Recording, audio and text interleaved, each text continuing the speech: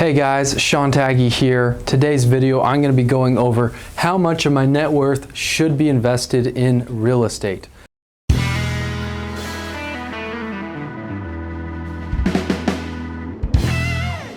So I actually came up with this question today on my own and started researching it. So I'm going to share kind of my thoughts and the research that I found, and then kind of my opinion on how I'm changing it up a little bit according to my circumstances. So on Financial Samurai and other places out there, here's what they suggest depending on your age and where you're at. Talking about myself right now, I'm in my 30s, 32 years old. They suggest you have 50% in stocks, 40% in real estate, and 10% in cash. So in red, I definitely agree with their cash. You're going to want to have maybe 10, 15%, a 6 month to 12 month reserve fund in cash sitting around in case something crazy goes around. So I definitely agree on that. I also agree nothing invested in bonds. That really doesn't get you much. The risk reward isn't there, especially in your 30s. Here for me, I have a lot more control over real estate and have kind of that competitive advantage, all the wisdom and knowledge. I've invested my time into learning about real estate. So I think the key here is just where your time and where your knowledge is at.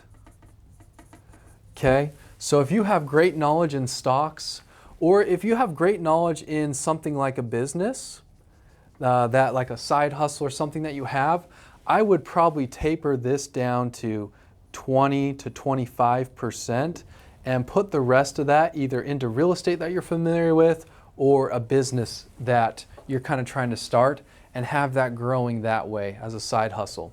Yet again, just think of like where you're going to be spending your time. I would suggest spending about 5 hours a week at a minimum on something that you're passionate about, that you like, that can generate you more income, okay? Or in your current job.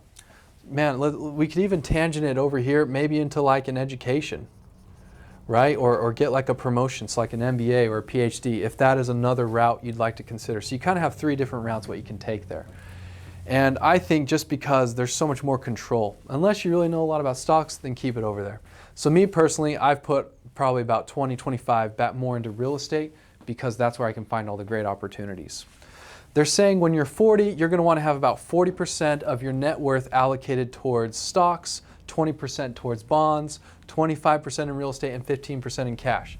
Want to be a little more cash heavy, and then they're also suggesting bonds because they're safer and all of that. So me personally, when I'm in my 40s, I'm probably still going to keep that at 0, and I'm going to probably put all this either into real estate or business or education. Probably not as much as education because you're in your 40s at that point in time. But I just don't think it's like worth just having it sit in there and just kind of trapped in your bonds, not really making you much. So I'd be definitely more biased and more real estate heavy, and probably drop this down 10% and put it more into real estate. I feel like it's the best income generating opportunity and the best way to grow your net worth because of all the tax advantages, the cash flow, the appreciation, and the leverage that you can take, especially with how interest rates are now. So when you're in your 50s, they're suggesting 30, 25, 30, and 15. I agree with this one. Yet again, I would take this out and put it into either business, into real estate, or maybe a little bit into stocks, or maybe just more into your cash. So at this point in time, maybe it's my 40s and 50s, I might put some more over here for opportunities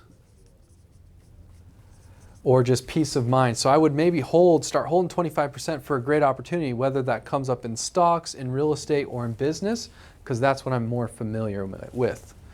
So in your 60s, now at this point in time, they suggest 30, 30, 30, 10.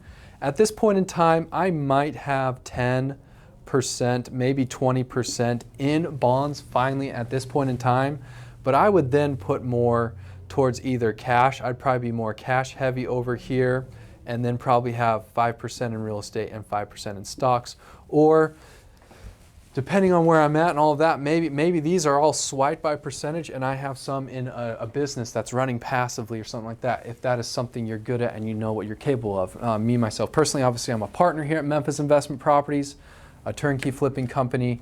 I study and actually consult other businesses on how to grow their business, make it more automated and streamlined. So that might be something that I would be more focusing on at that point in time.